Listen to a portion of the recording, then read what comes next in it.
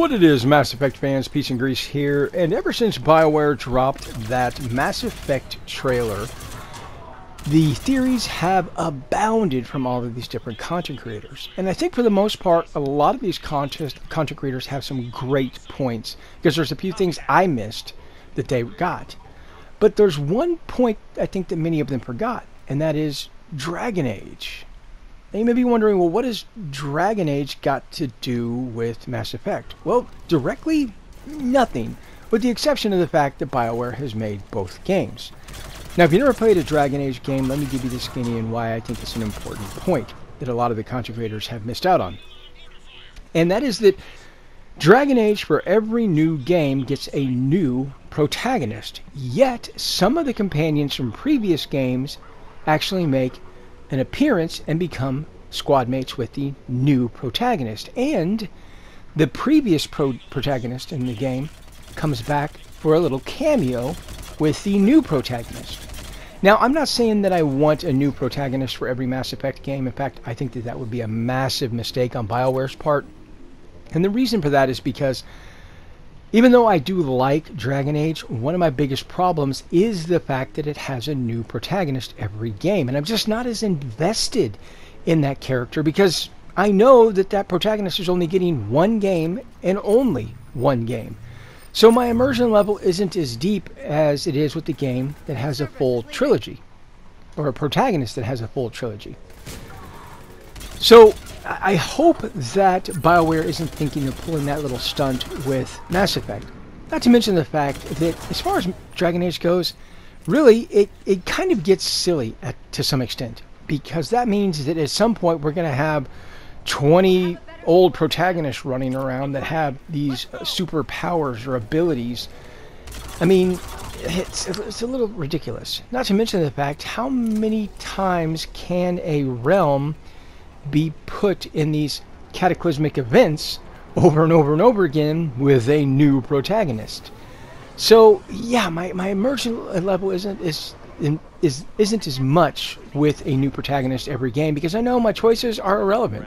They're only going to last for one game versus a protagonist that's there for the entire trilogy. I know the decisions I make in the first game are going to have an impact potentially on the second game and maybe even the third game. So I'm hopeful that BioWare doesn't pull a stunt like, oh, new protagonist every game. Again, I think that at some point it just becomes silly. But that's not really the topic of the video today. What I'm referring to is that in the Mass Effect, I guess we'll call it 4 trailer, we see Liara. Now, you may be concerned, well, if Liara becomes a new companion for a new protagonist, does that mean she's going to be a romance option? And the answer is hopefully no. And why I suggest this is because BioWare has already dealt with this in Dragon Age. Take, for example, the last Dragon Age game. Whether you loved it or were lukewarm to it like myself, there were romance options in previous Dragon Age games, specifically Liliana and Morrigan, that even though they were present in Dragon Age Inquisition, they were not romance options because they were romance options in previous games. So even if Liara does become a new companion, hopefully she's not going to be available as a romance option going forward. But I do think this opens up an opportunity for BioWare. Consider the fact that we never really got closure for Shepard in Mass Effect 3. And don't get me wrong, I loved the Citadel DLC. I think it was a fantastic DLC. Call it fan fiction if you want to. Regardless, I loved it, as did many others. But I never felt like I got a satisfactory wrap-up for Shepard. I mean, even with war assets at like 8,500 points, I still only got the breath scene in the Legendary Edition. So what happens after that? Does Shepard live? Does somebody come and get Shepard? Who saves Shepard? Where's Shepard now? So there's a lot of questions that are up in the air regarding Shepard. Why I think this is an opportunity for BioWare is because Shepard could make a cameo in the next Mass Effect with the new Mass Effect protagonist. And I think this would be a win-win situation for both BioWare and the fans like myself that want finally have a nice wrap-up with Shepard that we never got. have our Shepard impart some wisdom on the new protagonist, and maybe even see our Shepard with whoever we happen to romance in Mass Effect 3, as an example. That way, our old companions with the new protagonist has a connection, not just because our companions are there, but also because Shepard has made an appearance. And I think that would be a good thing. Now, I know a lot of fans out there, like I said, want Shepard to come back, but I'm conflicted about this. While I'm not directly opposed to having Shepard back, at the same time, as I said, I'm conflicted because I feel like Shepard's story, for the most part, has been told except for his or her ending. So having that cameo by Shepard is going to be a nice little wrap-up. As far as what ending is canon, and I think this is really open for debate, with some exceptions. Obviously, Refuse isn't going to be the canon ending because, well, Liara would be dead if Refuse was the canon ending. So, clearly, that's not going to be the canon ending. But that still leaves 3. Destroy, Control, and Synthesis. Here's why I don't think it's going to be Synthesis. Synthesis only impacts the Milky Way galaxy, Shepard's galaxy. So when you take into account the other galaxies like Andromeda, the Reapers are still a threat to them. As soon as the Andromeda galaxy, somebody out there starts making synthetics, the Reapers are going to come a-calling and wipe them out.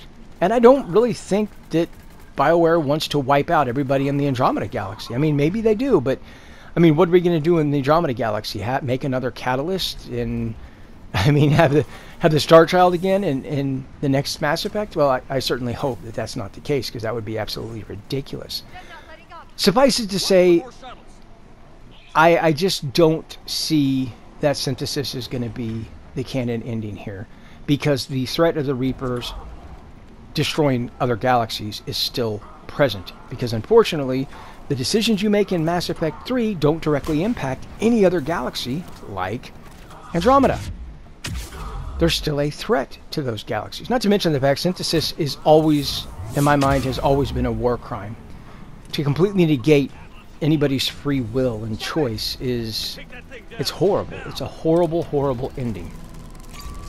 But beyond all that, Liara doesn't have green eyes. So I think we can safely and thankfully wipe Synthesis off the map as far as a potential canon ending.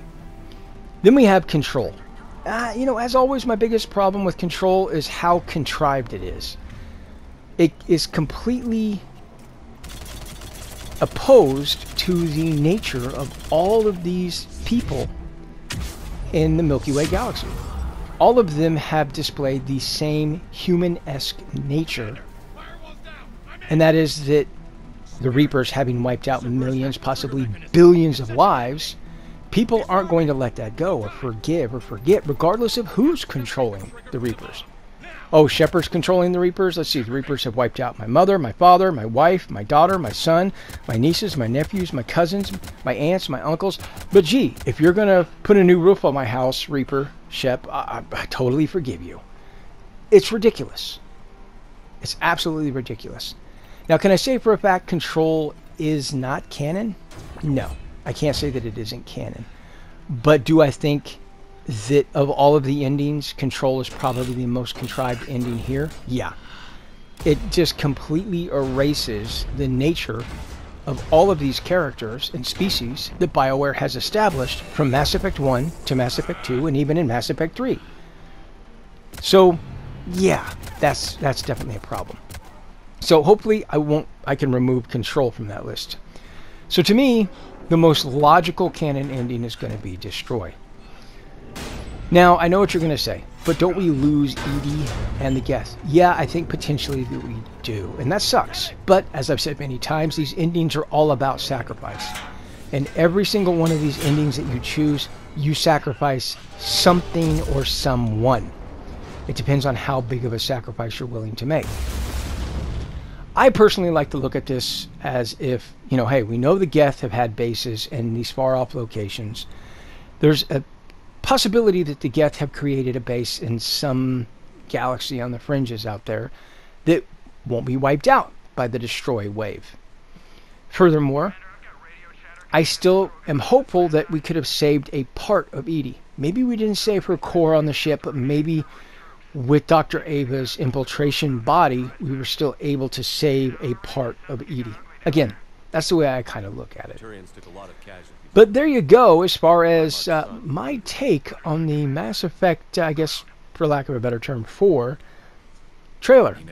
I'm really excited about this game, but then again, I love the Mass Effect trilogy, and this is really going to be a tall order for BioWare to get right. I mean, I'm hoping, fingers crossed, that they can, but we'll kind of have to wait and see. But that's kind of my thoughts on the Mass Effect 4 trailer. Let me know what you guys and gals think down in the comment section below. What do you want to see in the next Mass Effect?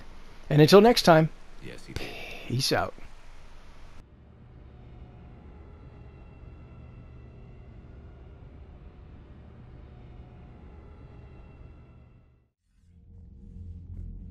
Good work on Tuchanka, Commander.